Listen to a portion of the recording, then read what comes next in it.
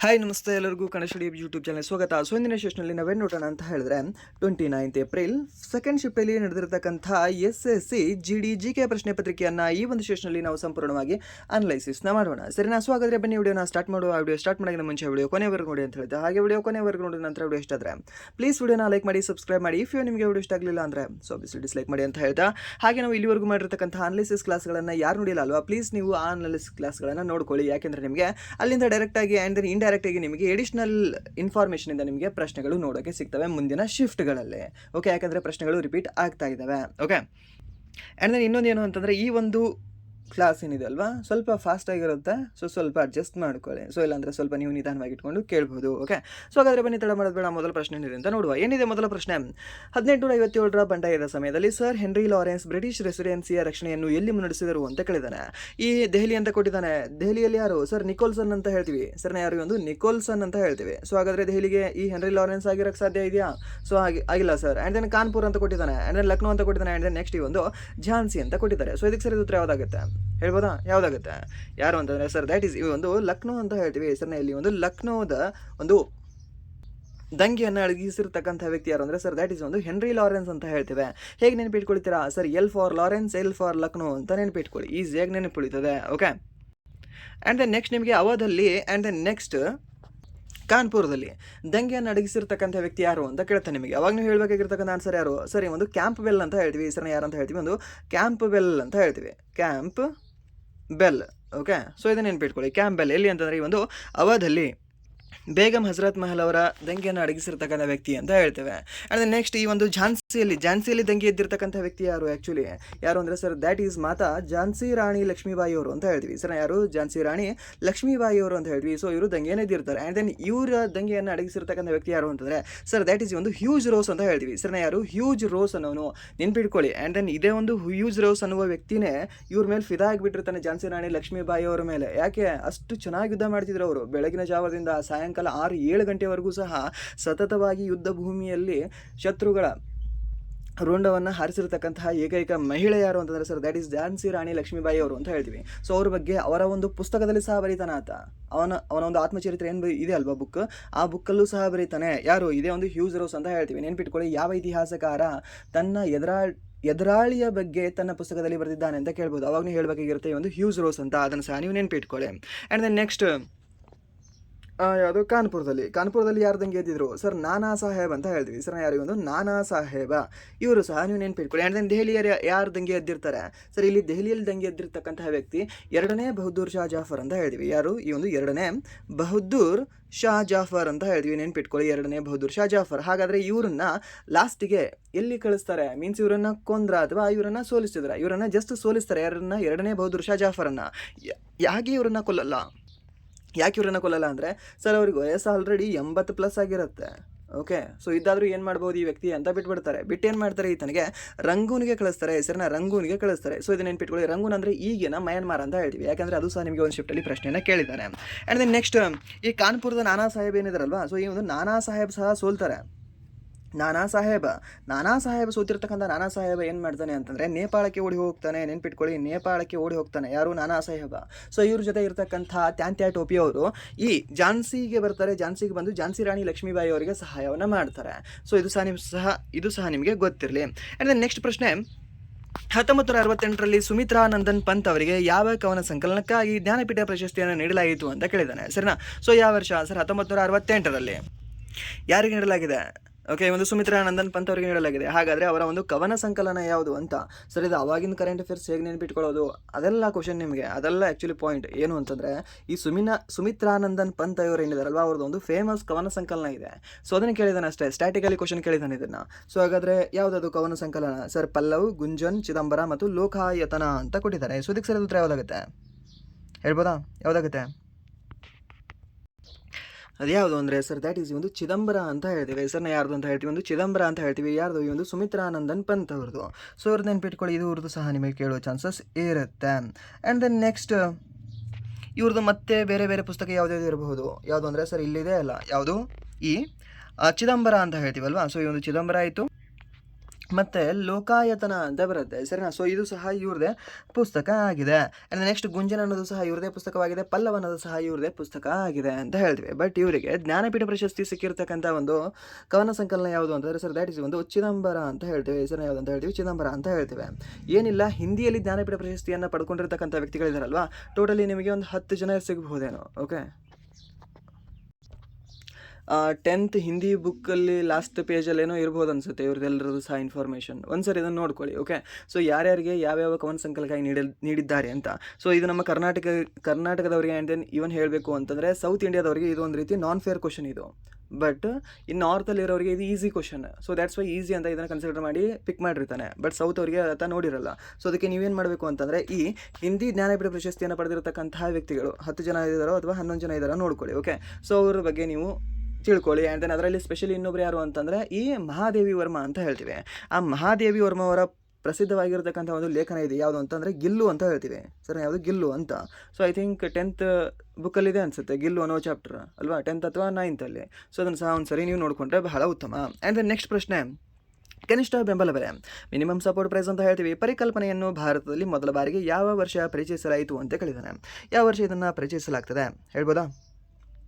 ಯಾವ ವರ್ಷದಲ್ಲಿ ಇದನ್ನು ಪರಿಚಯಿಸಲಾಗ್ತದೆ ಸರ್? 61 64 65 ಆ್ಯಂಡ್ ದೆನ್ 66 67 ಮಧ್ಯ, ಆ್ಯಂಡ್ ದೆನ್ 70 71 ಮಧ್ಯ ಅಂತ ಕೊಟ್ಟಿದ್ದಾರೆ. ಸೊ ಇದಕ್ಕೆ ಸರ್ ಉತ್ತರ ಯಾವುದಾಗುತ್ತೆ? ಯಾವಾಗ? ಸುಮ್ಮನೆ ಗೆಸ್ ಮಾಡಿ ನೋಡುವ, ಯಾವಾಗ ಆಗಿರಬಹುದು ಸರ್? ನಮ್ಮ ಭಾರತದಲ್ಲಿ ಈ ರೀತಿ MSPಯನ್ನು ಏನಾದರೂ ನೀಡಿದ್ದಾರೆ ಅಂತಂದರೆ ಆವಾಗ ಈ ಒಂದು ಬೆಳೆ ಕಡಿಮೆ ಆಗಿರಬೇಕು. ಏನಾಗಿರಬೇಕು? ಬೆಳೆ ಕಡಿಮೆ ಆಗಿರಬೇಕು, ಸಪ್ಲೈ ಸಹ ಕಡಿಮೆ ಆಗಿರಬೇಕು. ಓಕೆ, ಆ್ಯಂಡ್ ದೆನ್ ತಿನ್ನೋಕ್ಕೆ ಸಹ ಕಡಿಮೆ ಬಿದ್ದಿರಬೇಕು ನಮಗೆ. ಆ್ಯಂಡ್ ದೆನ್ ಸಿಟಿಯಲ್ಲಿ ಇರತಕ್ಕಂಥವ್ರಿಗೆ ಈ ದವಸ ಧಾನ್ಯಗಳು ಸಿಗ್ತಾ ಇರಬಾರ್ದು. ಸೊ ಅದಕ್ಕಾಗಿ ಒಂದು ಸರ್ಕಾರ ಸಹ ಮಜಬೂರಲ್ಲಿ ಬಂದುಬಿಟ್ಟಿರುತ್ತೆ ಇವಾಗ. ಓಕೆ, ಕೊಟ್ಟಾದರೂ ನಾವು ತೊಗೊಳ್ಳುವಾಗ ಊರು ಅಂತ. ಸೊ ಆ ಟೈಮ್ ಯಾವಾಗ ಅಂತ? ಯಾವಾಗ ಸರ್? ಹಸಿರು ಕ್ರಾಂತಿ ಆಗುತ್ತಲ್ಲ. ಹಸಿರು ಕ್ರಾಂತಿ ಯಾವಾಗ ಆಗುತ್ತೆ ಸರ್? 1966 ಹಸಿರು ಕ್ರಾಂತಿ ಯಾಕೆ ಆಗುತ್ತೆ? ಆವಾಗ ಈ ನಮ್ಮ ಭಾರತದಲ್ಲಿ ತಿನ್ನಕ್ಕೆ ಸಹ ಇರಲ್ಲ. ಓಕೆ, ಅಷ್ಟು ಧಾನ್ಯಗಳು ಕಡಿಮೆ ಬಿದ್ದಿರ್ತದೆ.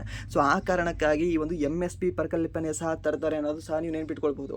ಒಂದು ರೀತಿ ಇದು ರೈತರಿಗೆ ಒಳ್ಳೆಯದಾದರೆ, ಇನ್ನೊಂದು ರೀತಿ ಈ ಸರ್ಕಾರಕ್ಕೂ ಸಹ ಇದು ಒಳ್ಳೆಯದಾಗ್ತದೆ. ಯಾವುದೇ ಒಂದು MSP ಅಂತ ಹೇಳ್ತೀವಿ. ಯಾವ ವರ್ಷ ತರ್ತಾರೆ ಅಂದರೆ 1966 67 ಸಮಯದಲ್ಲಿ ಇದನ್ನು ತರ್ತಾರೆ ಅಂತ ನೆನಪಿಟ್ಕೊಳ್ಳಿ. ಓಕೆ, ಸೊ ಈ ರೀತಿ ಲಾಜಿಕ್ ನೀವು ಥಿಂಕ್ ಮಾಡಿದ್ರೆ ಪ್ರತಿಯೊಂದು ಕ್ವಶನ್ ಹಿಂದೆ ಅದರದೇ ಆದೊಂದು ಲಾಜಿಕ್ ಇದೆ. ಆ ಲಾಜಿಕ್ ನೀವು ತಿಳ್ಕೊಂಡ್ರೆ ಕ್ವಶನ್ ನೀವು ನೆನ್ಪಿಟ್ಕೊಳ್ಳೋದು ಬೇಕಾಗೇ ಇಲ್ಲ. ಓಕೆ, ಅದಾಗೆ ನೆನ್ಪುಳಿತದೆ. ಓಕೆ, ಹೀಗ ಅಂತ. ಇವಾಗ ಹಸಿರು ಕ್ರಾಂತಿ ಸಹ ನೀವು ಮರೆಯಲ್ಲ, ಆ್ಯಂಡ್ ದೆನ್ ಇದು ಸಹ ಮರೆಯಲ್ಲ. MSP ಅಂದರೆ ಮರೀತೀರಾ. ಸೊ ಇದನ್ನು ಹೇಳಿದೆ, ಜಸ್ಟ್ ಕಥೆನ ಹೇಳಿದೆ, ಜಸ್ಟ್ ಈ ಕ್ವಶನ್ ಮತ್ತು ಆನ್ಸರ್ ಹೇಳಿ ಹೋಗಿದ್ರೆ ನೆನಪು ಉಳಿಯಲ್ಲ ಅದು. ಓಕೆ, ಸೊ ಅದಕ್ಕೆ ಅದ್ರ ಹಿಂದೆ ಇರ್ತಕ್ಕಂಥ ಒಂದು ಲಾಜಿಕ್ನ ತಿಳ್ಕೊಳ್ಳಿ ಎಲ್ಲದಕ್ಕೂ ಸಹ. ಆ್ಯಂಡ್ ದೆನ್ ನೆಕ್ಸ್ಟ್ ಪ್ರಶ್ನೆ, ಭಾರತದಲ್ಲಿ ರಾಜ್ಯಗಳಿಗೆ ತೆರಿಗೆ ವರ್ಗಾವಣೆ ಬಿಡುಗಡೆಯನ್ನು ಯಾವ ನಿಕಾಯ ಅಥವಾ ಸಚಿವಾಲಯ ಘೋಷಿಸುತ್ತದೆ ಅಂತ. ಓಕೆ, ಸೊ ಈ ಕ್ವಶನ್ಗೆ ಸರಿಯಾದ ಉತ್ತರ ಯಾವುದಾಗುತ್ತೆ ಹೇಳ್ಬೋದಾ?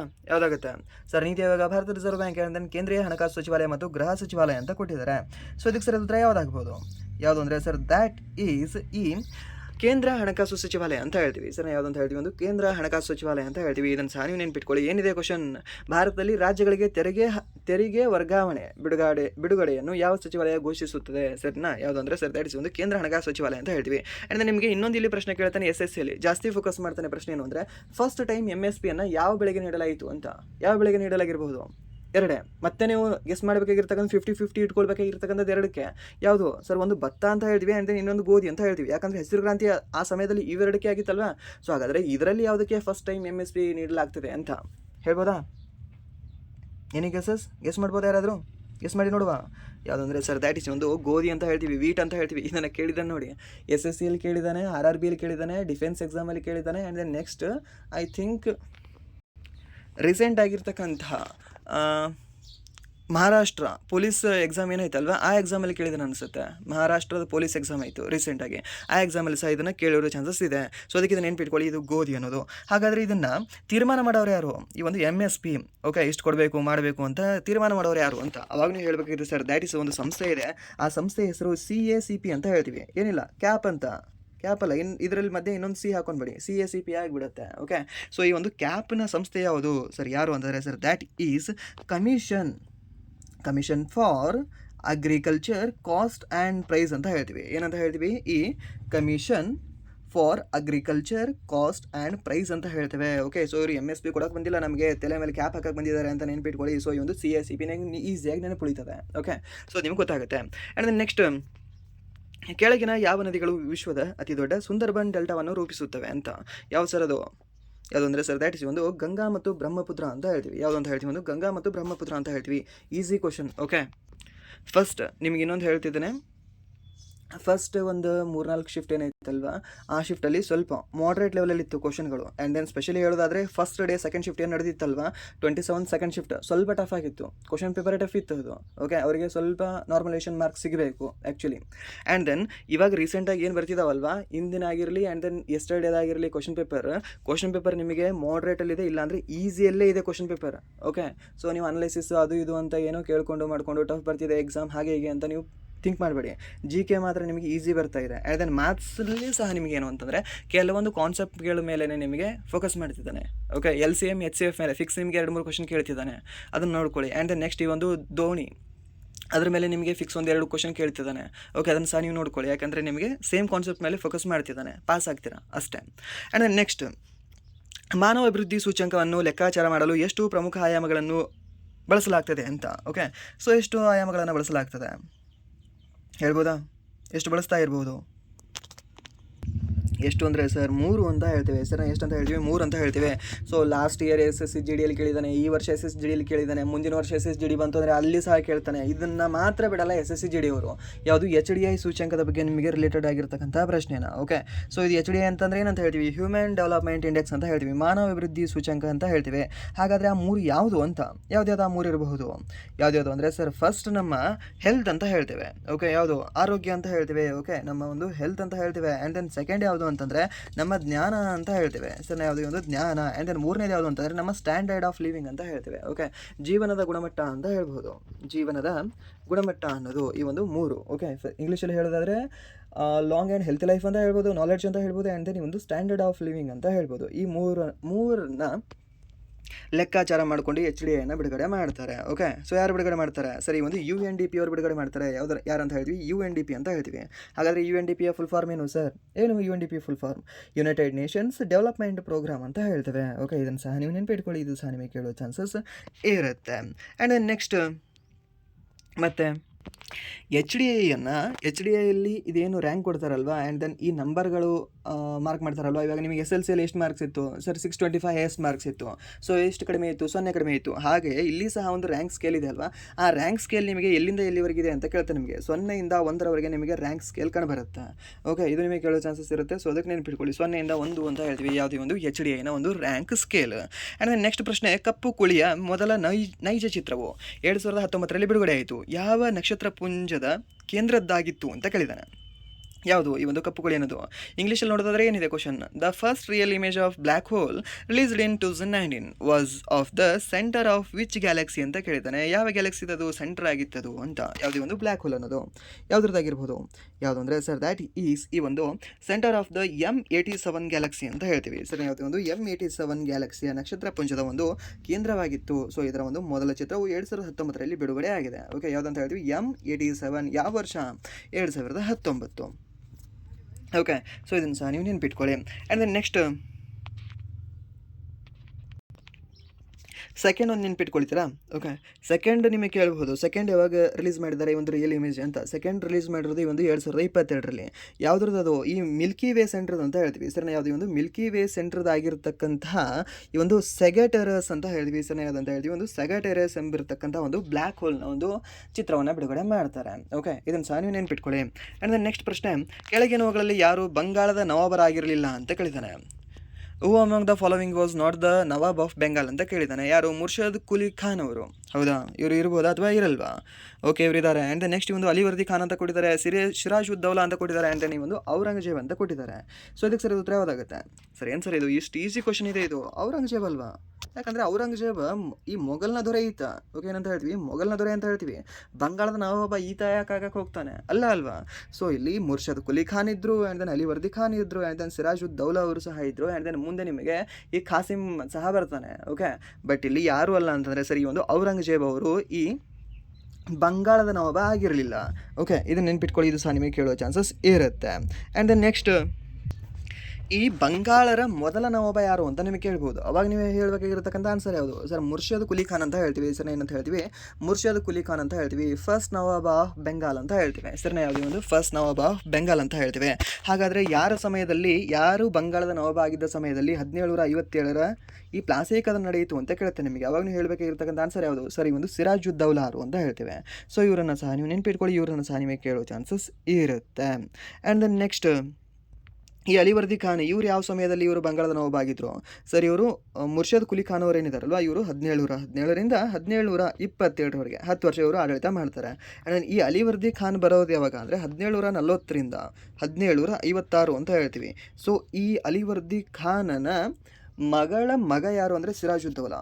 ಓಕೆ, ಸೊ ಅವ್ರು ಏನು ಮಾಡ್ತಾರೆ, ತಮ್ಮ ಆಶಯದೊಂದಿಗೆ ಈ ನನ್ನ ಮೊಮ್ಮಗನೇ ಮುಂದಿನ ಉತ್ತರಾಧಿಕಾರಿ ಆಗಬೇಕು ಅಂತ ಅವರು ವಿಲ್ ಬರೆದು ಆ್ಯಂಡ್ ದೆನ್ ಅವರಿಗೆ ಪಟ್ಟಾಭಿಷೇಕ ಮಾಡಿ ಹೋಗ್ತಾರೆ. ಸೊ ಆ ಕಾರಣದಿಂದಾಗೆ ಪ್ಲಾಸಿ ಕದನ ಆಗುತ್ತೆ. ಆ್ಯಂಡ್ ದೆನ್ ನಮ್ಮ ಭಾರತೀಯರು ಆ್ಯಂಡ್ ದೆನ್ ಇವರ ರಿಲೇಷನ್ಸ್ ಇವರಿಗೆ ಸಪೋರ್ಟ್ ಮಾಡಲ್ಲ, ಯಾರಿಗೆ? ಸಿರಾಜುದ್ದೌಲಾ ಅವರಿಗೆ. ಸೊ ಇದನ್ನು ಸಹ ನೀವು ನೆನ್ಪಿಟ್ಕೊಳ್ಳಿ. ಆ್ಯಂಡ್ ದೆನ್ ನೆಕ್ಸ್ಟ್ ಪ್ರಶ್ನೆ, ಮೇಕ್ ಇನ್ ಇಂಡಿಯಾ ಉಪಕ್ರಮವನ್ನು ಔಪಚಾರಿಕವಾಗಿ ಯಾವಾಗ ಪ್ರಾರಂಭಿಸಲಾಯಿತು ಅಂತ ಕೇಳಿದ್ದಾನೆ. ಮೇಕ್ ಇನ್ ಇಂಡಿಯಾ ಪ್ರಾರಂಭವಾಗಿರ್ತಕ್ಕಂಥದ್ದು ಯಾವಾಗ ಅಂತ. ಓಕೆ, ಈ ಕ್ವಶನ್ ನೀವು ಆನ್ಸರ್ ಹೇಳಿಲ್ಲ ಅಂದರೆ ಹೇಗೆ? ಯಾವುದಾಗ್ಬೋದು? 25 ಸೆಪ್ಟೆಂಬರ್ 2014 ಆಗ್ಬೋದಾ, ಇಲ್ಲಾಂದರೆ 15 ಆಗಸ್ಟ್ 2014 ಆಗ್ಬೋದಾ? ಯಾವುದಾಗ್ಬೋದು? ಓಕೆ, 2013 ಆಗಲ್ಲ. ಆ್ಯಂಡ್ ದೆನ್ ಆಪ್ಷನ್ ಡಿ ಏನಿದೆ 2015 ಇದೆ, ಅದು ಸಹ ಆಗಲ್ಲ ಅಂತ ನಿಮಗೆ ಗೊತ್ತಿದೆ. ಸೊ ಹಾಗಾದರೆ ಆಪ್ಷನ್ ಬಿ ಅಥವಾ ಆಪ್ಷನ್ ಸಿ ಅಲ್ಲಿ ಯಾವುದಾಗ್ಬೋದು ಅಂತ. ಯಾವುದು ಅಂದರೆ ಸರ್, ದ್ಯಾಟ್ ಇಸ್ ಒಂದು ಸೆಪ್ಟೆಂಬರ್ 25, 2014 ಅಂತ ಹೇಳ್ತೀವಿ. ಲಾಸ್ಟ್ ಇಯರ್ SSC GD ಕ್ಲಾಸಲ್ಲಿ ಹೇಳುವಾಗ ಸಹ ನಿಮ್ಗೆ ಹೇಳಿದ್ದೀನಿ. ಆ್ಯಂಡ್ ದೆನ್ ಈ ಕ್ವಶನ್ ಲಾಸ್ಟ್ ಇಯರ್ ಕೇಳಿದ್ದಾನೆ ಒಂದು ಸರಿ. ಓಕೆ, ಬಟ್ ಈ ಲೆವೆಲಲ್ಲಿ ಕೇಳಿಲ್ಲ, ಬಟ್ ಡಿಫ್ರೆಂಟ್ ಆ್ಯಂಗಲಲ್ಲಿ ಕೇಳಿದ್ದಾನೆ. ಸೇಮ್ ಕ್ವಶನ್ ಬಂದಿದೆ. ಆ್ಯಂಡ್ ದೆನ್ ನೆಕ್ಸ್ಟ್ ಪ್ರಶ್ನೆ, ಸರ್ಕಾರಿ ಉದ್ಯೋಗಗಳಲ್ಲಿ ನಾನ್ ಗೆಜೆಟೆಡ್ ಹುದ್ದೆಯ ಸರಿಯಾದ ಅರ್ಥವೇನು ಅಂತ ಕೇಳಿದ್ದಾನೆ. Okay, so in government jobs what is the correct meaning of non gazetted post ಅಂತ ಕೇಳಿದ್ದಾನೆ. ಸೊ ಹಾಗಾದರೆ ಈ ಒಂದು ನಾನ್ ಗೆಜೆಟೆಡ್ ಪೋಸ್ಟ್ ಅಂದರೆ ಏನಂತ ಅರ್ಥ ಆಗಿರ್ಬೋದು? ಏನಿರ್ಬೋದು ಅರ್ಥ ಹೇಳ್ಬೋದಾ? ಏನು ಆಪ್ಷನ್ಗಳು ಓದ್ಕೊಂಡ್ರೆ ನಮ್ಗೆ ಗೊತ್ತಾಗಬಹುದಲ್ವ, ಏನೋ ಒಂದು ಹಿಂಟ್ ಸಿಗ್ಬಹುದು. ಏನು? ಅಧಿಕಾರಿಗಳ ಹೆಸರನ್ನು ಅಧಿಕೃತ ಗೆಜೆಟ್ನಲ್ಲಿ ಪ್ರಕಟಿಸಲಾಗ್ತದೆ. ಓಕೆ, ಪ್ರಕಟಿಸಲಾಗ್ತದೆ ಅಂದರೆ ಅವ್ರು ಗೆಜೆಟೆಡ್ ಇರ್ಬೋದೇನೋ, ಮೇ ಬಿ. ಆ್ಯಂಡ್ ದೆನ್ ಉದ್ಯೋಗಿಗಳ ಹೆಸರನ್ನು ಅಧಿಕೃತ ಗೆಜೆಟ್ನಲ್ಲಿ ಪ್ರಕಟಿಸಲಾಗುವುದಿಲ್ಲ ಇರಬಹುದು. ಕೇವಲ ಗುತ್ತಿಗೆ ಆಧಾರದ ಮೇಲೆ ಕೆಲಸ ಮಾಡುವ ಉದ್ಯೋಗಿಗಳು. ಓಕೆ, ಸೊ ನಿಮ್ಗೆ ಗೊತ್ತಿರಲಿ, ನಾನ್ ಗೆಜೆಟೆಡ್ ಆಫೀಸರ್ಸ್ ಗೌರ್ಮೆಂಟಲ್ಲಿ ಇರ್ತಾರಲ್ವಾ? ಇದ್ದಾರೆ. So means option C wrong ಆಗುತ್ತೆ. ನೆಕ್ಸ್ಟ್, ಖಾಸಗಿ ವಲಯದಲ್ಲಿ ಕೆಲಸ ಮಾಡಲು ಅನುಮತಿ ಪಡೆದ ಅಧಿಕಾರಿಗಳು ಅಂತ ಕೇಳಿದ್ದಾನೆ. ಸರ್ಕಾರಿ ಉದ್ಯೋಗಿಗಳಲ್ಲಿ ಅಂತ ಕೇಳಿದ್ದಾನೆ. ಸೊ ಇದಾಗುತ್ತೆ. ಸೊ ಆಪ್ಷನ್ ಡಿ ಸಹ ರಾಂಗ್. ಸೊ ಯಾವುದಾಗಬಹುದು ಇದಕ್ಕೆ ಸರಿಯಾದ ಉತ್ತರ? ಯಾವುದಂದರೆ ಸರ್, ದ್ಯಾಟ್ ಇಸ್ ಒಂದು ಆಪ್ಷನ್ ಬಿ ಅಂತ ಹೇಳ್ತೀವಿ. ಉದ್ಯೋಗಿಗಳ ಹೆಸರನ್ನು ಅಧಿಕೃತ ಗೆಜೆಟ್ನಲ್ಲಿ ಪ್ರಕಟಿಸಲಾಗುವುದಿಲ್ಲ. ಅವರನ್ನು ನಾವು ನಾನ್ ಗೆಜೆಟೆಡ್ ಆಫೀಸರ್ಸ್, ನಾನ್ ಗೆಜೆಟೆಡ್ ಪೋಸ್ಟ್ಗಳು ಅಂತ ಹೇಳ್ತೇವೆ. ಓಕೆ, ಅದನ್ನು ನೆನ್ಪಿಟ್ಕೊಳ್ಳಿ. ಏನಂದರೆ ಉದ್ಯೋಗಿಗಳ ಹೆಸರನ್ನು ಅಧಿಕೃತ ಗೆಜೆಟ್ನಲ್ಲಿ ಪ್ರಕಟಿಸಲಾಗುವುದಿಲ್ಲ. ಓಕೆ, ಆ್ಯಂಡ್ ನೆಕ್ಸ್ಟ್ ಪ್ರಶ್ನೆ, ಓಕೆ, ಹಿಂದಿಯಲ್ಲಿ ನಿಮಗೆ ಏನು ಕೇಳಿದಾನೆ ಅಂದರೆ ಇಸಾಯಿ ಆ ಒಂದು ಪದದ ಸ್ಪೆಲ್ಲಿಂಗ್ ಕೇಳಿದ್ದಾನೆ. ಓಕೆ, ಹಿಂದಿಯಲ್ಲಿ ನೀವು ಯಾರು ಚೂಸ್ ಮಾಡ್ಕೊಂಡಿರ್ತೀರಲ್ವ, ಕೆಲವೊಬ್ಬರು ಇಂಗ್ಲೀಷ್ ಚೂಸ್ ಮಾಡ್ಕೊಂಡ್ರಲ್ಲ, ಹಿಂದಿ ಚೂಸ್ ಮಾಡ್ಕೊಂಡಿರ್ತೀರ. ಸೊ ಅವರಿಗೆ ಇದು ಯೂಸ್ ಆಗುತ್ತೆ. ಆಲ್ಮೋಸ್ಟ್ ಹಿಂದಿ ಚೂಸ್ ಮಾಡ್ಕೊಂಡಿರೋರಿಗೆ ಒಂದು ಸ್ವಲ್ಪ ಬೆನಿಫಿಟ್ ಇದೆ. ಸೊ ಇದನ್ನು ಯಾವುದಾಗಬಹುದು? ಇಸಾಯಿ ಯಾವುದಾಗಬಹುದು? Option A, option B, option C ಅಥವಾ ಆಪ್ಷನ್ ಡಿ ಆಗ್ಬೋದು. ಯಾವುದಾಗ್ಬೋದು ಹೇಳ್ಬೋದಾ? ಹೇಳಿ ನೋಡುವ, ಇದಕ್ಕೆ ಯಾವುದಾಗುತ್ತೆ? Option A. ಓಕೆ, ಇಸಾಯಿ. ಓಕೆ, ಆಪ್ಷನ್ ಎ ಅಲ್ಲಿ ನಿಮಗೆ ಈ ಚಿಕ್ಕದಿದೆ. And then next option C ಇದಕ್ಕೆ ಸರಿಯಾದ ಉತ್ತರ ಆಗುತ್ತೆ ನೋಡಿ. ಯಾವುದು ಅಂದರೆ ಒಂದು ಇಸಾಯಿ ಅಂತ ಹೇಳ್ತೇವೆ. ಆ್ಯಂಡ್ ದೆನ್ ನೆಕ್ಸ್ಟ್ ಪ್ರಶ್ನೆ, ಓಕೆ, ಇಲ್ಲೊಂದು ಸ್ವಲ್ಪ ಇದೆ, ಇದನ್ನು ಸಹ ನೋಡ್ಕೊಳ್ಳಿ. ಏನಿದೆ ಅಂದರೆ ಒಂದು ಕರ್ಮನಾಶ ಅಂತ ಕೊಟ್ಟಿದ್ದಾನೆ. ಕರ್ಮನಾಶ ಯಾವುದಾಗ್ಬೋದು ಇಲ್ಲಿ ನಿಮಗೆ?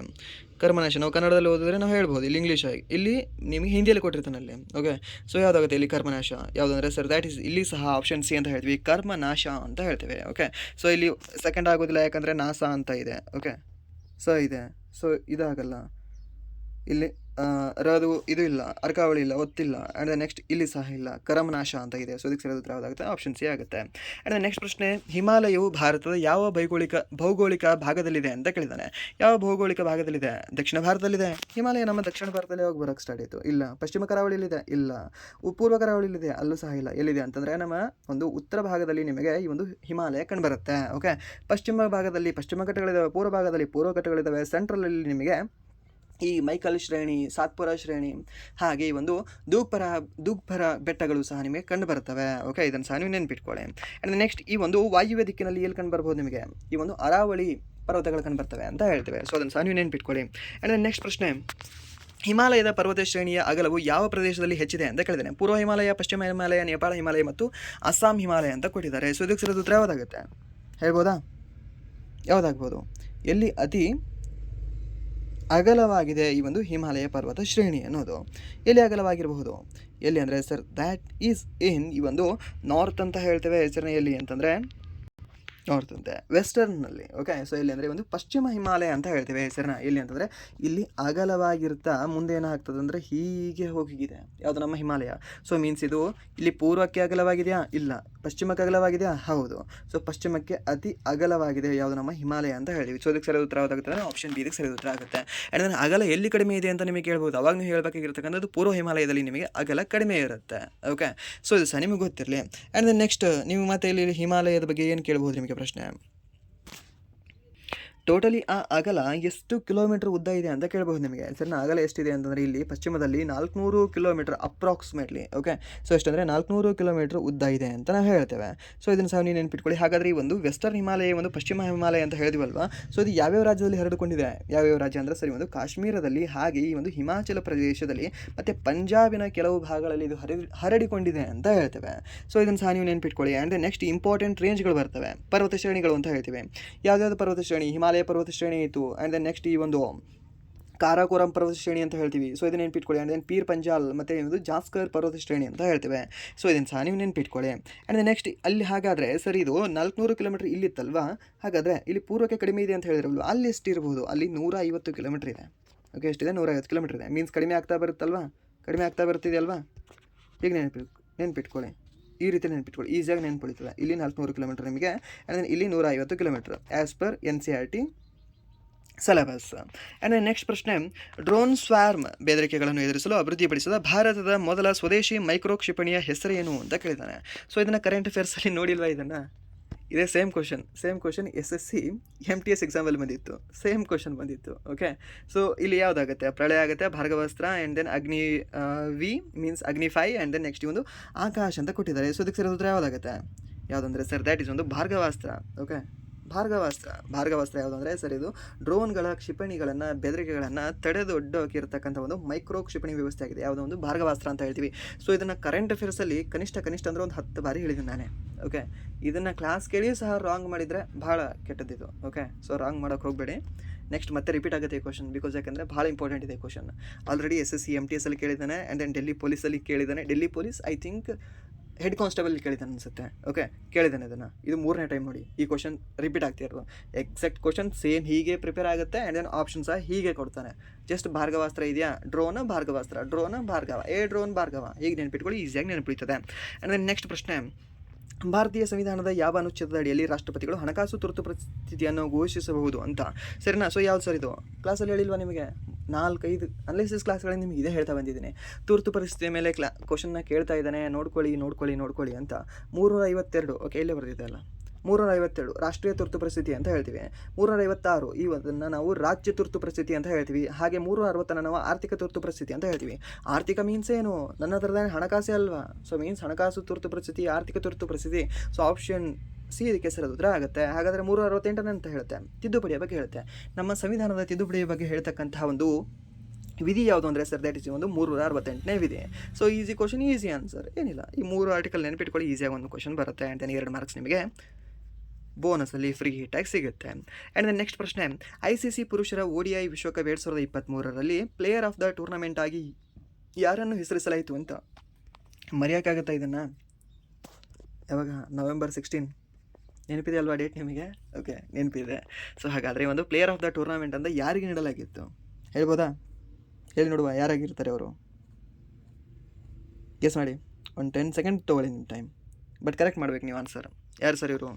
ಯಾರು ಅಂದರೆ ಸರ್ 2 ಬಾರಿ IPLನಲ್ಲಿ ಆರೆಂಜ್ ಕ್ಯಾಪ್ ವಿಜೇತ, ಆ್ಯಂಡ್ ದೆನ್ ಕರೆಂಟ್ಲಿ IPLನಲ್ಲಿ 9,000 ರನ್ಗಳನ್ನು ಗಳಿಸಿರ್ತಕ್ಕಂತಹ ಏಕೈಕ ವ್ಯಕ್ತಿ. ಚೇಸಿಂಗಲ್ಲಿ IPLನಲ್ಲಿ 4,000 ರನ್ಗಳನ್ನು ಜಾಸ್ತಿ ಗಳಿಸಿರ್ತಕ್ಕಂತಹ ವ್ಯಕ್ತಿ. ಆ್ಯಂಡ್ ದೆನ್ ಈ ಒಂದೇ ಒಂದು ಟೀಮಿಗೆ 19 ವರ್ಷಗಳಿಂದ ಆಡ್ತಾ ಇರತಕ್ಕಂತಹ ವ್ಯಕ್ತಿ. ಆ್ಯಂಡ್ ದೆನ್ ಈ ಒಂದು ಒನ್ ಡೇನಲ್ಲಿ 50 ಶತಕಗಳ ಪ್ಲಸ್ಸನ್ನು ದಾಖಲೆ ಮಾಡಿರ್ತಕ್ಕಂತಹ ವ್ಯಕ್ತಿ. And then over all 88 or 89 ಶತಕಗಳನ್ನು ದಾಖಲಿಸಿರ್ತಕ್ಕಂತಹ ವ್ಯಕ್ತಿ. 2019ರಲ್ಲಿ ಅರ್ಜುನ ಅವಾರ್ಡನ್ನು ಸ್ವೀಕರಿಸಿರ್ತಕ್ಕಂತಹ ವ್ಯಕ್ತಿ, ಆ ವ್ಯಕ್ತಿ ಯಾರು sir? That is none other than Virat Kohli ಅವರು. ಓಕೆ, ಯಾರಂತ ಹೇಳಿದ್ವಿ? ವಿರಾಟ್ ಕೊಹ್ಲಿ ಅವರು ಅಂತ ಹೇಳಿದ್ವಿ. ಸೊ ಇವರು ಪ್ಲೇಯರ್ ಆಫ್ ದ ಟೂರ್ನಮೆಂಟ್ ಆಗಿದ್ರು. ಹಾಗಾದರೆ ಪ್ಲೇಯರ್ ಆಫ್ ದ ಮ್ಯಾಚ್ ಯಾರಾಗಿದ್ರು ಫೈನಲಲ್ಲಿ? ಓಕೆ, ಪ್ರತಿಯೊಂದು ಪಂದ್ಯಕ್ಕೂ ಸಹ ಪ್ಲೇಯರ್ ಆಫ್ ದ ಮ್ಯಾಚ್ ಕೊಡ್ತಾರೆ. ಹಾಗಾದರೆ ಫೈನಲಲ್ಲಿ ಯಾರಾಗಿದ್ರು ಪ್ಲೇಯರ್ ಆಫ್ ದ ಮ್ಯಾಚ್ ಅಂತ? ಯಾರು ಅಂದರೆ ಸರ್, ದ್ಯಾಟ್ ಈಸ್ ಈ SRHನ ದೈತ್ಯ, ಆಸ್ಟ್ರೇಲಿಯನ್ ದೈತ್ಯ. ಯಾರು ಸರ್ ಆಸ್ಟ್ರೇಲಿಯನ್ನ ದೈತ್ಯ? ಟ್ರಾವಿಸ್ ಹೆಡ್ ಅಂತ ಹೇಳ್ತೇವೆ ಸರ್ನ. ಈ ಟ್ರಾವಿಸ್ ಹೆಡ್ ಆತನಿಗೆ ಪ್ಲೇಯರ್ ಆಫ್ ದ ಮ್ಯಾಚ್ ಸಿಕ್ತು. ಈ ಪ್ಲೇಯರ್ ಆಫ್ ದ ಮ್ಯಾಚ್ ಈತನಿಗೆ ಸಿಕ್ಕಿರೋ ಕಾರಣದಿಂದಾಗಲೇ ಅವತ್ತು ನಾವೇನು ಮಾಡಿದ್ವಿ? ಸೋತು ಹೋದ್ವಿ. ಓಕೆ, ನೆನ್ಪಿಟ್ಕೊಳ್ಳಿ ಇದನ್ನು.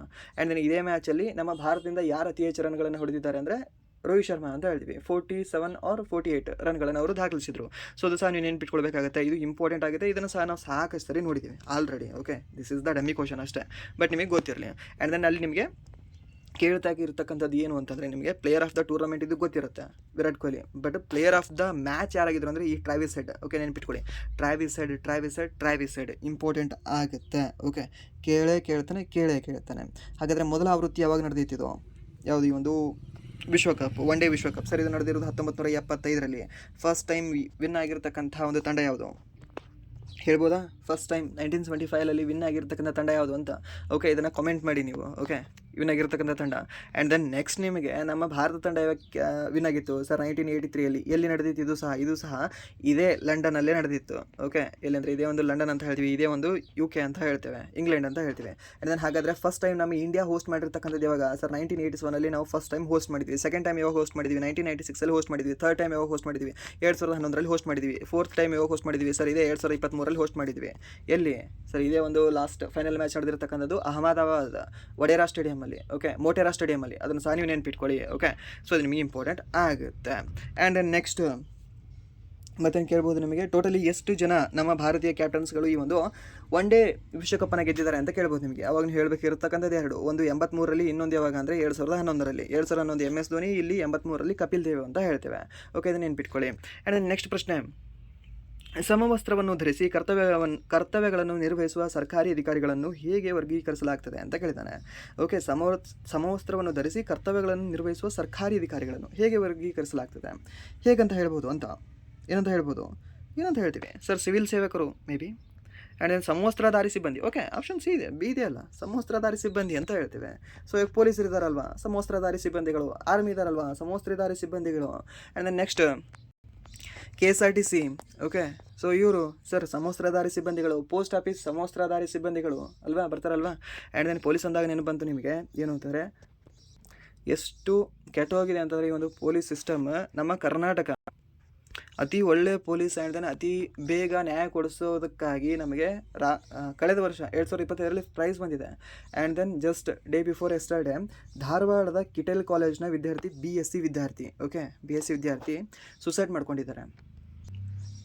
ಕಾರಣ ಏನು ಅಂತಂದರೆ, ಇವರನ್ನು, ಆ ಹುಡುಗ ಏನಿದ್ದಾರಲ್ವ, ಅವರನ್ನು 3 ಜನ ಪೊಲೀಸರು ಪೊಲೀಸ್ ಸ್ಟೇಷನ್ ಕರ್ಕೊಂಡು ಹೋಗಿ ನೀನು ಡ್ರಗ್ಸ್ ತೊಗೊಳ್ತಿದ್ಯಾ ಹಾಗೆ ಹೀಗೆ ಅಂತ ಹೆದರಿಸಿ ಬಡಿದು ಎಲ್ಲ ಮಾಡಿದ್ದಾರೆ. ಆ್ಯಂಡ್ ದೆನ್ ಆತನಿಗೆ ಬಿಡೋ ಕಾರಣದಿಂದಾಗಿ, ಆತ ತಪ್ಪು ಮಾಡಿಲ್ಲ. ಓಕೆ, ಸೊ ಅದು ಟೆಸ್ಟ್ ಮಾಡಿದ್ದಾರೆ, ಯಾವುದು ಡ್ರಗ್ಸ್ ಟೆಸ್ಟ್ ಮಾಡಿದ್ದಾರೆ. ಡ್ರಗ್ಸ್ ಟೆಸ್ಟಲ್ಲಿ ಆತನಿಗೆ ನೆಗೆಟಿವ್ ಬಂದಿದೆ. ಸೊ ನೆಗೆಟಿವ್ ಬಂದರೆ ಬಿಟ್ಟು ಹಾಕಿಬಿಡಬೇಕಾ? ಸೊ ಓಕೆ, ಮನೆ ಕಳಿಸ್ಬೇಕಾ? ಕಳಿಸಿಲ್ಲ. ಸೊ 2,000 ಲಂಚ ಕೇಳಿದ್ದಾರೆ. 2,000 ಲಂಚ ಕೇಳಿದ್ದಾರೆ. 2,000 ಕೊಡು ಅಂತ ಆತ ಏನು ಮಾಡಿದ್ದಾನೆ, ಹುಡುಗ BSc ಹುಡುಗ, ದ ಕಿಟೆಲ್ ಕಾಲೇಜ್ನ ವಿದ್ಯಾರ್ಥಿ ಮನೆಗೆ ಬಂದು ಅವ್ರ ಅಮ್ಮ ಕೇಳಿದ್ದಾನೆ, ಓಕೆ ಅಮ್ಮ ನನಗೆ 2,000 ಕೊಡು ಅಂತ. ಅವ್ರ ಅಮ್ಮ ಕೊಟ್ಟಿಲ್ಲ. ಸೊ ಆತ ಏನು ಮಾಡಿದ್ದಾನೆ, ಸೂಸೈಡ್ ಮಾಡ್ಕೊಂಡಿದ್ದಾನೆ. ಈ ಪೊಲೀಸರನ್ನು ಮತ್ತೇನು ಮಾಡ್ತಾರೋ ಅಂತ. ಓಕೆ, ಮಾನ ಮರ್ಯಾದೆಗೆ ಅಂಜಿ ಅಂತ. ಏನು ಮಾಡಬೇಕು ಇವಾಗ? ಇದನ್ನು ಇವಾಗ ಯಾಕೆ ನಿಮ್ಗೆ ಹೇಳ್ತಿದ್ದೀನಿ ಅಂತಂದರೆ, ನೀವು ಸಹ ಈ ಎಕ್ಸಾಮ್ ಪಾಸ್ ಆದ್ರಿ ಅಂತಂದರೆ ಮುಂದಿನ ವರ್ಷ ಈ ಸೇಮ್ ಟೈಮಲ್ಲಿ, ಮುಂದಿನ ವರ್ಷ ಏಪ್ರಿಲಲ್ಲಿ ನೀವು ಯೂನಿಫಾರ್ಮಲ್ಲಿ ಇರ್ತೀರಾ. ಬಟ್ ನೀವು ಸ್ಟೇಟಲ್ಲಿ ಇರೋಲ್ಲ, ಬಟ್ ನಿಮ್ಮ ಕೈಯಲ್ಲಿ ಪವರ್ ಇರುತ್ತೆ. ಓಕೆ, ಈ ರೀತಿ ಸಿಗ್ತಾರಲ್ವ, ಈ ರೀತಿ 3 ಜನ ಇವರು ಪೊಲೀಸರು, ಇವರು ಸಸ್ಪೆಂಡ್ ಆಗಿದ್ದಾರೆ. ಇವಾಗ ಡಿಸ್ಮಿಸ್ ಆಗಿಲ್ಲ, ಇವರು ಸಸ್ಪೆಂಡ್ ಆಗಿದ್ದಾರೆ. ಸೊ ಈ ಥರ ಇದ್ದವ್ರು ಸಿಕ್ಕರು ಅಂತಂದರೆ ಒಂದ್ಸರಿ ಚೆನ್ನಾಗಿ ನೋಡ್ಕೊಳ್ಳಿ. ಓಕೆ, ಇದು ನೀವು ಎಲ್ಲರಿಗೂ ಸಹ, ನಿಮ್ಮ ಎಲ್ಲ ಗುರುಗಳಿಗೂ ಸಹ ಒಂದು ರೀತಿ ರಿಟರ್ನ್ ಗಿಫ್ಟ್ ಕೊಟ್ಟ ಹಾಗೆ. ಓಕೆ, ಯಾಕಂದರೆ ನೀವು ಆರ್ಮಿಯಲ್ಲಿ ಇದ್ದಿರ್ತೀರ. ಆ್ಯಂಡ್ ದೆನ್ ನಿಮಗೆ ಟಚ್ ಮಾಡೋದು ಸಹ ಪವರ್ ಬಹಳ ಕಡಿಮೆ ಇರುತ್ತೆ ಸ್ಟೇಟ್ ಪೊಲೀಸರಿಗೆ. ಆ್ಯಂಡ್ ದೆನ್ ನೆಕ್ಸ್ಟ್ ಪ್ರಶ್ನೆ, ಭಾರತದಲ್ಲಿ ಸಗಟು ಬೆಲೆ ಸೂಚ್ಯಂಕವನ್ನು ಯಾರು ಬಿಡುಗಡೆ ಮಾಡುತ್ತಾರೆ ಅಂತ ಕೇಳ್ತಾನೆ. ಸರ್ ಯಾವುದು ಈ ಒಂದು ಸಗಟು ಬೆಲೆ ಸೂಚ್ಯಂಕ? SSC GD ಮತ್ತು ಫೇವ್ರೇಟ್ ಕ್ವಶನ್ ಇದು. ಯಾರು ಬಿಡುಗಡೆ ಮಾಡ್ತಾರೆ ಹೇಳ್ಬೋದಾ? ಯಾರು ಬಿಡುಗಡೆ ಮಾಡ್ಬೋದು ಇದನ್ನು ಹೇಳಿ? ಯಾರು ಅಂದರೆ ಸರ್ ದ್ಯಾಟ್ ಈಸ್ ಒಂದು OEA ಅಂತ ಹೇಳ್ತೇವೆ. ಏನು ಸರ್ OEA ಅಂತಂದರೆ ಆಫೀಸ್ ಆಫ್ ಎಕನಾಮಿಕ್ ಅಡ್ವೈಸರ್ ಅಂತ ಹೇಳ್ತೀವಿ. ಮೀನ್ಸ್ ಒಂದು ಆರ್ಥಿಕ ಸಲಹೆಗಾರರ ಕಚೇರಿ ಅಂತ ಹೇಳ್ತೀವಿ. ಸೊ ಇವರು ಪ್ರತಿ ವರ್ಷ WPI ಮೀನ್ಸ್ ಒಂದು ಭಾರತದಲ್ಲಿ ಸಗಟು ಬೆಲೆ ಸೂಚ್ಯಂಕವನ್ನು ಬಿಡುಗಡೆ ಮಾಡ್ತಾರೆ. ಇಂಪಾರ್ಟೆಂಟ್ ಇದೆ, ಇದನ್ನು ಕೇಳ್ತಾನೆ. ಫಿಕ್ಸ್ ಕೇಳ್ತಾನೆ, ಸ್ಟಾರ್ ಹಾಕೊಳ್ಳಿ ನೆನ್ಪಿಟ್ಕೊಳ್ಳಿ. ಓಕೆ, ಟಫ್ ಕ್ವಶನ್ ಬಟ್ ನಿಮಗೆ ಫಿಕ್ಸ್ ಕೇಳ್ತಾನೆ. ಆ್ಯಂಡ್ ದೆನ್ ಇದು SSGDಯಲ್ಲಿ ಸ್ವಲ್ಪ favourite question. And then next CPI ಅಂತ ಹೇಳ್ತೇವೆ. ಓಕೆ, ಯಾವುದು ಕನ್ಸ್ಯೂಮರ್ ಪ್ರೈಸ್ ಇಂಡೆಕ್ಸ್ ಅಂತ. ಈ ಒಂದು CPIನ ಬಿಡುಗಡೆ ಮಾಡ್ತಕ್ಕಂಥವ್ರು ಯಾರು ಅಂತ ಕೇಳ್ತೀನಿ. ಅವಾಗ ನೀವು ಹೇಳಬೇಕಾಗಿರ್ತಕ್ಕಂಥದ್ದು ಸರಿ ಒಂದು NSO. ಓಕೆ, CPI ಅಂದರೆ NSO, ಯಾವುದು CPI ಅಂದರೆ NSO, WPI ಅಂದರೆ OEA. ಇಷ್ಟು ನೆನ್ಪಿಟ್ಕೊಳ್ಳಿ. ಈ ಎರಡರಲ್ಲಿ ನಿಮಗೆ ಒಂದು ಕ್ವಶನ್ ಬರುತ್ತೆ, ಸಿಂಪಲಾಗಿ ಬರುತ್ತೆ. ಸಿಂಪಲಾಗಿ ಬಂತು ಅಂದರೆ ನಿಮಗೆ 2 ಮಾರ್ಕ್ಸ್ ಬರುತ್ತೆ. ಓಕೆ, ಇಷ್ಟು ನೆನ್ಪಿಟ್ಕೊಂಡ್ರೆ ಸಾಕು. ಆ್ಯಂಡ್ ದೆನ್ ನೆಕ್ಸ್ಟ್ ಪ್ರಶ್ನೆ, ಪೊಲೀಸ್ ಠಾಣೆಯ ಮುಖ್ಯಸ್ಥ ಅಥವಾ ಉಸ್ತುವಾರಿ ಅಧಿಕಾರಿ ಯಾರು ಅಂತ ಕೇಳಿದರೆ, ಯಾರು ಸರ್ ಇವರು ಉಸ್ತುವಾರಿ ಅಧಿಕಾರಿ? ಯಾರಿರ್ಬೋದು ಸರ್? ಈ ಒಂದು SP ಪೊಲೀಸ್ ಅಧೀಕ್ಷಕ ಇಡೀ ಜಿಲ್ಲೆಗೆ ಇರ್ತಾರೆ ಅವರು. ಆ್ಯಂಡ್ ದೆನ್ ಠಾಣಾಧಿಕಾರಿ, ಆ್ಯಂಡ್ ದೆನ್ ನೀವು ನೆಕ್ಸ್ಟ್ ಒಂದು ಕಾನ್ಸ್ಟೇಬಲ್, ಆ್ಯಂಡ್ ದೆನ್ ನೆಕ್ಸ್ಟ್ ಒಂದು ಮೇಲಿನ ಯಾವುದು ಅಲ್ಲ ಅಂತ ಕೊಟ್ಟಿದ್ದಾರೆ. ಹಾಗಾದರೆ ಈ ಒಂದು SHO ಇದಕ್ಕೆ ಸರಿಯಾದ ಉತ್ತರ. ಓಕೆ, ಯಾವುದಂತ ಹೇಳ್ತೀವಿ? ಒಂದು SHO ಅಂತ ಹೇಳ್ತೀವಿ. ಏನಂತ ಹೇಳ್ತೀವಿ? ಒಂದು SHO ಅಂತ ಹೇಳ್ತೀವಿ. SHO ಅಂತಂದರೆ ಏನು? ಸ್ಟೇಷನ್ ಹೌಸ್ ಆಫೀಸರ್ ಅಂತ ಹೇಳ್ತೀವಿ. ಏನು? ಸ್ಟೇಷನ್ ಹೌಸ್ ಆಫೀಸರ್ ಅಂತ ಹೇಳ್ತೀವಿ SHO. ಓಕೆ, ಸೊ ಇಲ್ಲಿ ನಿಮಗೆ ಗೊತ್ತಿರಲಿ ಏನು ಅಂತಾರೆ, ಈ SHOದಲ್ಲಿ ಯಾವ ಶ್ರೇಣಿಯ ಅಧಿಕಾರಿಗಳು ಇರ್ತಾರೆ ಅಂತ. ಯಾರು ಅಂದರೆ ಸರ್, ಒಂದು ಈ ಇನ್ಸ್ಪೆಕ್ಟರ್ ಅಂತ ಹೇಳ್ತೀವಿ, ಇನ್ನೊಂದು ಯಾರು ಅಂತಂದರೆ ಸಬ್ ಇನ್ಸ್ಪೆಕ್ಟರ್ ಅಂತ ಹೇಳ್ತೀವಿ. ಓಕೆ, ನೀವು ಹೇಳ್ತಿರಲ್ಲ PSI ಅಂತ, ಪೊಲೀಸ್ ಸಬ್ ಇನ್ಸ್ಪೆಕ್ಟರ್ ಆತನೇ ಈತ. ಓಕೆ, ಸಬ್ ಇನ್ಸ್ಪೆಕ್ಟರ್ ಆತ ಡಬಲ್ ಸ್ಟಾರ್ ಇರುತ್ತೆ ಈತನಿಗೆ. ಆ್ಯಂಡ್ ದೆನ್ ಇನ್ಸ್ಪೆಕ್ಟರ್ ಈತನಿಗೆ 3 ಸ್ಟಾರ್ ಇರುತ್ತೆ. ಓಕೆ, ಸೊ ಇವ್ರು ಇರ್ತಾರೆ ಫಸ್ಟ್ ಮೇಲೆ ಇನ್ಸ್ಪೆಕ್ಟರ್ ಇರಲಿಲ್ಲ ಅಂದರೆ ಸಬ್ ಇನ್ಸ್ಪೆಕ್ಟರ್ ಇರ್ತಾರೆ. ಯಾರು? ಈ ಒಂದು SHO ಆಗಿ. ಸೊ ಇದನ್ನು ಸಹ ನೀವು ನೆನ್ಪಿಟ್ಕೊಳ್ಳಿ, ಇದು ಸಹ ನಿಮಗೆ ಕೇಳೋ ಚಾನ್ಸಸ್ ಇರುತ್ತೆ. ಆ್ಯಂಡ್ ದೆನ್ ನೆಕ್ಸ್ಟ್ ಪ್ರಶ್ನೆ, ಒಂದು ವಸ್ತುವಿನ ಮೇಲಿನ ನಷ್ಟವು ಮಾರಾಟ ಬೆಲೆಯ 20% ಆಗಿದ್ದಾರೆ, ನಿಜವಾದ ನಷ್ಟದ ಶೇಕಡಾವಾರು ಎಷ್ಟು ಅಂತ ಕೇಳ್ತಾನೆ. ಓಕೆ, ಇನ್ ಇಂಗ್ಲೀಷಲ್ಲಿ, if the loss of an article is 20% of the selling price, okay, what is the actual loss percentage ಅಂತ ಕೇಳಿದ್ದಾನೆ. 20% ಲಾಸ್ ಆಗಿದೆ ಅಂತೆ. ಓಕೆ, 20% ಲಾಸ್ ಇದರ ಮೇಲೆ ಆಗಿದೆ ಸರ್, ಸೆಲ್ಲಿಂಗ್ ಪ್ರೈಸ್ ಮೇಲೆ ಆಗಿದೆ. ಓಕೆ, ಎಷ್ಟರ ಮೇಲೆ ಆಗಿದೆ? ಸೆಲ್ಲಿಂಗ್ ಪ್ರೈಸ್ ಮೇಲೆ ಆಗಿದೆ. ಸೊ ಇದು ಏನಾಗುತ್ತೆ ಸರ್? ಸೆಲ್ಲಿಂಗ್ ಪ್ರೈಸ್ ಆಗುತ್ತೆ. ಇದು ಏನಾಗುತ್ತೆ ಸರ್? ಲಾಸ್ ಆಗುತ್ತೆ. ಆ್ಯಂಡ್ ನೆಕ್ಸ್ಟ್ ಈ ಒಂದು ಕಾಸ್ಟ್ ಪ್ರೈಸ್ ಏನಾಗಿರಬೇಕು ನಿಮಗೆ ಸರ್? ಸೆಲ್ಲಿಂಗ್ ಪ್ರೈಸ್ ಮೈನಸ್ ಈ ಒಂದು ಲಾಸ್ ತೆಗೆದ್ರೆ ನಿಮ್ಗೆ ಏನು ಬರುತ್ತೆ? ಈ ಒಂದು ಕಾಸ್ಟ್ ಪ್ರೈಸ್ ಬರುತ್ತೆ. ಸೊ ಇದು ಮುಂದೆ ನೀವು ಮಾಡಿಕೊಂಡ್ರೆ ನಿಮಗೆ ಆನ್ಸರ್ ಸಿಕ್ಕಾಗುತ್ತೆ. ಓಕೆ, ಎಷ್ಟಿದೆ? 20%, 25%, 16.67% ಇದೆ. And then 16 okay, option C ಮತ್ತು ಡಿ ಸೇಮ್ ಇದೆ. ಸೊ ಇದಕ್ಕೆ ಯಾವುದಾಗುತ್ತೆ ಅಂತ ನೀವು ಕಾಮೆಂಟ್ನ ಮಾಡ್ಕೊಳ್ಳಿ. ಆ್ಯಂಡ್ ನೆಕ್ಸ್ಟ್ ಇಲ್ಲಿ ಒಂದು ಎಕ್ಸ್ಪ್ರೆಷನ್ ಕೊಟ್ಟಿದ್ದಾನೆ. ಓಕೆ, ಸೊ ಇದನ್ನು ನೀವು ಸಹ ಮಾಡ್ಕೊಳ್ತೀರಾ ಅಂತ ಭಾವಿಸ್ತೇನೆ. ಇದನ್ನು 1 ನಿಮಿಷ ಪಾಸ್ ಮಾಡ್ಕೊಂಡು ಇದನ್ನು ಮಾಡ್ಕೊಳ್ಳಿ. ಓಕೆ, ಇಲ್ಲ ಸಿಂಪಲ್ ಆನ್ಸರ್ ಇದೆ ನಿಮಗೆ. ಮಲ್ಟಿಪ್ಲೈ ಮಾಡ್ಕೊಳ್ಳಿ, ಇಲ್ಲಿ ಮಲ್ಟಿಪ್ಲೈ ಮಾಡ್ಕೊಳ್ಳಿ, ಆ್ಯಂಡ್ ದೆನ್ ಇಲ್ಲಿ ಮೈನಸ್ ಮಾಡ್ಕೊಳ್ಳಿ, ಆ್ಯಂಡ್ ದೆನ್ ಇಲ್ಲಿ 4 ಸಹ ಮಲ್ಟಿಪ್ಲೈ ಇದೆ. ಆ್ಯಂಡ್ ದೆನ್ ಇದರಲ್ಲಿ ಇದನ್ನು ಮೈನಸ್ ಮಾಡ್ಕೊಳ್ಳಿ, ನಿಮಗೆ ಆನ್ಸರ್ ಸಿಕ್ಬಿಡುತ್ತೆ. ಆ್ಯಂಡ್ ದೆನ್ ನೆಕ್ಸ್ಟ್ ಓಕೆ, ಇಲ್ಲಿ ಇದೆ ನೋಡಿ, ಏನು ಈ ಕ್ವಶನ್ ರಿಪೀಟ್ ಆಗ್ತಿದೆ ನೋಡಿ. ಇದು ಏನು? LCM AB 18 ಇದೆ, LCM BC 24 ಇದೆ. And then next LCM ABC ಏನು ಅಂತ ಕೇಳಿದ್ದಾನೆ. ಏನಾಗ್ಬೋದು ಇದ್ರದ್ದು ಒಂದು LCM? ಏನಿಲ್ಲ ಸರ್, ಮೊನ್ನೆ ಸೇಮ್ ಹೇಳ್ಕೊಟ್ಟಿದ್ರಲ್ಲ ನೀವೇ, ಏನು ಫ್ಯಾಕ್ಟರೈಸೇಷನ್ ತೊಗೊಳ್ಳಿ ಇದನ್ನು. ಓಕೆ, ಸೊ ಇದ್ರದ್ದು ಒಂದು ಪ್ರೈಮ್ ಫ್ಯಾಕ್ಟರೈಸೇಷನ್ ಬರ್ಕೊಳ್ಳೋಣ. ಏನು? 18 ಇದೆ. ಆ್ಯಂಡ್ ದೆನ್ ನೆಕ್ಸ್ಟ್ ಇಲ್ಲಿ ಯಾವುದಿದೆ? 24 ಇದೆ. ಸೊ 18 ಏನಾಗುತ್ತೆ ನಿಮಗೆ? 9 2 18. So means 3 square and then into 2 ಅಂತ ಹೇಳ್ಬೋದು. ಆ್ಯಂಡ್ ದೆನ್ ನೆಕ್ಸ್ಟ್ ಈ ಒಂದು 24 ಏನಾಗುತ್ತೆ ಸರ್? ಇಲ್ಲಿ ನಾವು 8 3 24. ಸೊ 8 ಅಂತಂದರೆ 2 ಕ್ಯೂಬ್ ಇಂಟು 3 ಅಂತ ಹೇಳ್ತೀವಿ. ಸೊ ಹೈಯೆಸ್ಟ್ ಫ್ಯಾಕ್ಟರ್ ಯಾವುದಿದೆ ಇದರಲ್ಲಿ? ಹೈಯೆಸ್ಟ್ ಪವರ್ ಇರೋದು ಯಾವುದಿದೆ ಸರ್? ಇಲ್ಲಿ 3 ಸ್ಕ್ವೇರ್ ಇದೆ. ಆ್ಯಂಡ್ ನೆಕ್ಸ್ಟ್ ಇಲ್ಲಿ ಇದು ಇದೆ. ಓಕೆ, 2 ಕ್ಯೂಬ್ ಇದೆ. ಸೊ ಇದನ್ನು ಇಂಟು ಮಾಡಿಕೊಂಡ್ರೆ ನಮ್ಗೆ ಆನ್ಸರ್ ಸಿಗುತ್ತಾ? ಈ 3 square 9, and then 2 cube 8, 8 9 72. Option C ಇದಕ್ಕೆ ಸರಿದ ಉತ್ತರ ಅಷ್ಟೇ. ಆಪ್ಷನ್ ಸಿ ಇದಕ್ಕೆ ಸರಿದ ಉತ್ತರ ಆಗುತ್ತೆ. ಇದನ್ನು ಸಹ ನೀವು ನೆನ್ಪಿಟ್ಕೊಳ್ಳಿ. ಆ್ಯಂಡ್ ದೆನ್ ನೆಕ್ಸ್ಟ್ ಓಕೆ, ಇಲ್ಲಿ ತುಳಸಿದಾಸ್ದು ಸ್ಪೆಲ್ಲಿಂಗ್ ಕೇಳಿದಂತೆ ಇದನ್ನು ಸಹ ಸ್ವಲ್ಪ ನೋಡ್ಕೊಳ್ಳಿ. ಆ್ಯಂಡ್ ದೆನ್ ನೆಕ್ಸ್ಟ್ ಸಮಯವು 2:50ರಿಂದ 7:20ಕ್ಕೆ ಬದಲಾದರೆ ಮಧ್ಯಂತರದಲ್ಲಿ ಗಂಟೆಗಳ ಮುಳ್ಳು ಎಷ್ಟು ಡಿಗ್ರಿಗಳಷ್ಟು ತಿರುಗುತ್ತದೆ ಅಂತ. ಓಕೆ, ಸೊ ಇದು ಡಿಗ್ರಿದು ಕ್ವಶನ್ ಕೇಳಿದ್ದಾನೆ. ಸೊ ಇದು ಎಷ್ಟು ಡಿಗ್ರಿ ಆಗುತ್ತೆ ಅಂತ ಹೇಳ್ಬೋದಾ? ಟೋಟಲಿ ಎಷ್ಟು ಅವರ್ ಮೂವ್ ಆಗಿದೆ ಇದು? ಎಷ್ಟು ಅಂತಂದರೆ ಸರ್, ಇದು 250ಇಂದ 720, 3 4 5 6 7. ಓಕೆ, 4 ಗಂಟೆ. ಆ್ಯಂಡ್ ದೆನ್ ಇಲ್ಲೊಂದು 30 ನಿಮಿಷ. 4 ಗಂಟೆ 30 ನಿಮಿಷ ಟರ್ನ್ ಆಗಿದೆ. ಹಾಗಾದರೆ 4 ಗಂಟೆ 30 ನಿಮಿಷ ಅಂತಂದರೆ ಎಷ್ಟಾಗ್ಬೋದು ನಿಮಗೆ ಸರ್? 4.5 ಇಂಟು 30 ಡಿಗ್ರಿ ಹಾಕ್ಕೊಳ್ಳಿ, ಎಷ್ಟು ಬರುತ್ತೆ ನಿಮಗೆ? 45 ಇಂಟು 30 ಅಂತಂದರೆ 135. ಓಕೆ, 135 ಡಿಗ್ರಿ ಆಗುತ್ತೆ. ಸೊ ಇದಕ್ಕೆ ಸರಿಯಾದ ಉತ್ತರ ಯಾವುದಾಗುತ್ತೆ? ಆಪ್ಷನ್ ಬಿ ಇದಕ್ಕೆ ಸರಿಯಾದ ಉತ್ತರ ಆಗುತ್ತೆ. ಇದನ್ನು ಸಹ ನೀವು ನೋಡ್ಕೊಳ್ಳಿ. ಆ್ಯಂಡ್ ನೆಕ್ಸ್ಟ್ ಪ್ರಶ್ನೆ, 2 ಸಂಖ್ಯೆಗಳ HCF 10 ಆಗಿದ್ದರೆ ಕೆಳಗಿನವುಗಳಲ್ಲಿ ಯಾವುದು LCM ಆಗಿರ್ಬೋದು ಅಂತ ಕೇಳ್ತಾನೆ. 2 ಸಂಖ್ಯೆಗಳದ್ದು HCF ಏನಾಗಿದೆ? 10 ಆಗಿದೆ ಅಂತೆ. ಹಾಗಾದರೆ ಅದರದ್ದು LCM ಏನು ಅಂತ ಕೇಳಿದ್ದಾನೆ. Sir, LCM ಏನಾಗಿರ್ಬೋದು? ಹೇಗೆ ಮಾಡ್ಬೋದು ಸರ್? ಇದಕ್ಕೆ ಆಪ್ಷನ್ ಮೆಥಡೇ ಬೆಸ್ಟ್. ಓಕೆ, ಆಪ್ಷನ್ ಮೆಥಡಲ್ಲೇ ನೋಡ್ಕೊಳ್ಳಿ, ಯಾಕಂದರೆ ಅದರಿಂದ ನಿಮ್ಗೆ ಆನ್ಸರ್ ಬರುತ್ತೆ. ಉಳಿದ ಮೆಥಡಲ್ಲಿ ಯಾವುದರಲ್ಲಿ ಬರಲ್ಲ. ಸೊ HCF 10 ಇದೆ ಅಲ್ವಾ? ಸೊ ಇದರಲ್ಲಿ ಮಲ್ಟಿಪ್ಲೈ ಮಾಡಿ, ಡಿವೈಡ್ ಮಾಡಿ. 10ರಿಂದ 15 ಡಿವೈಡ್ ಬೈ 10 ಬರುತ್ತಾ ನಿಮಗೆ? ಡಿವೈಡ್ ಆಗಲ್ಲ. ಆ್ಯಂಡ್ ದೆನ್ 35 ಡಿವೈಡ್ ಆಗುತ್ತಾ? ಆಗಲ್ಲ. ಆ್ಯಂಡ್ ದೆನ್ 60 ಡಿವೈಡ್ ಆಗುತ್ತಾ? ಆಗಲ್ಲ. 50 ಡಿವೈಡ್ ಆಗುತ್ತೆ. 10 50 ಅಂತ ಹೇಳ್ತೀವಿ. ಸೊ ಇದಕ್ಕೆ ಸರಿಯಾದ ಉತ್ತರ ಆಪ್ಷನ್ ಸಿ ಇದಕ್ಕೆ ಸರಿಯಾದ ಉತ್ತರ ಆಗುತ್ತೆ. ಆ್ಯಂಡ್ ದೆನ್ ನೆಕ್ಸ್ಟ್ ಪ್ರಶ್ನೆ, ಓಕೆ, ಇಲ್ಲಿದೆ ನೋಡಿ, ಏನು ಸೇಮ್ ಇದೆ ಕ್ವಶನ್. ಓಕೆ, ಇದಕ್ಕೆ 72 ಆನ್ಸರು.